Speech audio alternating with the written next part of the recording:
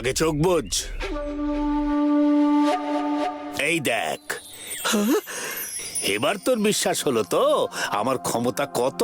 এবার চল দেখি তোর বাড়িতে। আমি বলছি তো, আজ থেকে তোকে আমি এত সম্পত্তির মালিক করে দেব যে তোর সব দুঃখ দুর্দশা নিমেষে দূর হয়ে যাবে। পেন নাম সাধু বাবা, আমি এই গ্রামের নায়েব, আর ইনি আমাদের জমিদার নরেশ চন্দ্র। আপনার ক্ষমতা তো আমরা সচক্ষে দেখলাম, এবার আমাদের জমিদার মশাইয়ের কিছু আর্জি আছে। কি আরজি শুনি? এই গোটা গ্রামের যত জমি সব আমার পূর্বপুরুষদের ছিল। তারা যে কি মরতে এই লোকজনদের মধ্যে এই জমিগুলো বিলিয়ে দিয়েছিল তা আমি জানি না, তবে আমি আমার সেই সমপরিমাণ জমি ফেরত চাই। জমি ভূমি দ্বিগুণ করা সম্ভব নয়, কারণ তা কারুর অর্জন নয়। তুই যদি তোর কাছে যা ধন আছে তা দ্বিগুণ করতে চাস আমাকে বলতে পারিস। শুধু দ্বিগুণ কেন, আমি তা তুই যত গুণ বলবি তত গুণ বৃদ্ধি করে দিতে পারি। তুই তাই দিয়ে আবার নতুন করে জমি কিনে নিতে পারিস। তাই আমি যা ধন দেব আপনি তা আমি যত গুণ চাইবো বাড়িয়ে দেবেন। এখনো আমার কথা অবিশ্বাস হয় তোদের? হ্যাঁ জমিদার মশাই, একেবারে আমার চোখের সামনে। না, চোখ তো বোঝা ছিল, মুখের সামনে নাকের ডগায় দুটো করে দিয়েছেন। বাহ বাহ বাহ বাহ বাহ বাহ, এ তো অতি উত্তম কথা। জমিদার মশাই, এনাকে তাহলে আমাদের কাছারির ঘরে নিয়ে গিয়ে সব টাকা কড়ি যা আছে দিয়ে যত গুণ ইচ্ছে বাড়িয়ে নেই। তার দরকার হবে না, তুই আমাকে তোর অর্জন করা কিছু ধন দে, আমি তাই দ্বিগুণ করে দেব। তারপর এমন মন্ত্র বলবো যে তুই যত গুণ চাইবি তোর সব ধন তত গুণ হয়ে যাবে।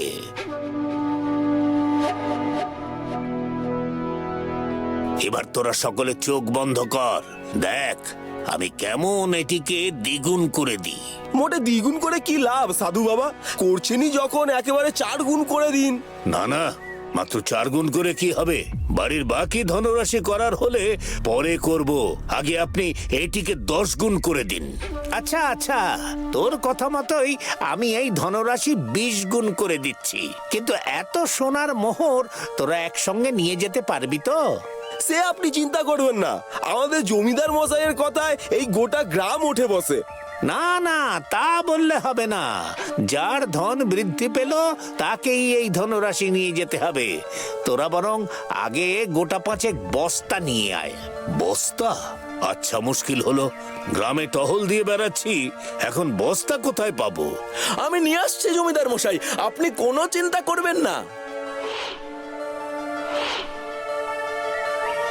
এবার এইগুলো এই আমার সামনে রাখ। এবার তোরা সকলে চোখ বন্ধ কর, দেখবি আমি কেমন নিমেষে সব 20 গুণ করে দেই। চোখ বন্ধ করতে হবে? তারপর যদি কিছু... আহা নায়েব, সাধু বাবা যখন বলছেন তখন আর এত কথা না বলে চোখ বন্ধ করো। এরপর তোমার এই বিয়াদবির জন্য সাধু বাবা যদি আমার সব ধন 20 গুণ না বাড়িয়ে দেন, তখন কিন্তু আমি আমার এই 20 গুণ মূল্য তোমার বেতন থেকে কাটবো। ওরে বাবা, সোনার মোহরের 20 গুণ দিতে গেলে যে আমার আজন্ম বেতনের পুরোটাই আপনাকে তুলে দিতে হবে। না না, তার থেকে এই আমি চোখ বন্ধ করলাম। এবার দেখ কেমন লাগে। এখন এই 1 থলি নিয়ে চম্পট দেব, রাতে হানা দেব ওই কাছারি ঘরে।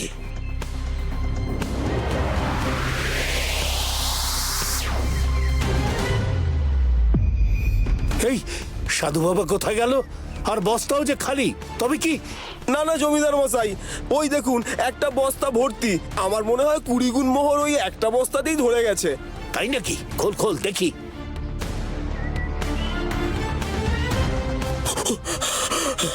ওরে বাবারে, আর একটু হলেই দম বন্ধ হয়ে একেবারে মরেই যাচ্ছিলাম। এই এই হতভাগা, তুই এই বস্তার মধ্যে এলি কি করে? আমার মোহর কোথায়? কেন, সাধু বাবার কাছে? আর আমি এই বস্তার মধ্যে কি করে এলাম তা আমি নিজেও জানি না। আমি তো কই, কিন্তু ওই সাধু বাবা কই? তাই তো, সাধু বাবা তো নেই, মোহর 20 গুণ তো দূরহস্ত, যা দিয়েছিলাম তাও নেই। তাহলে তাহলে আর কি? তোমার মাথা আর আমার মুন্ডু। আমার এক থলে সোনার মোহর নিয়ে ওই সাধু চম্পট দিয়েছে।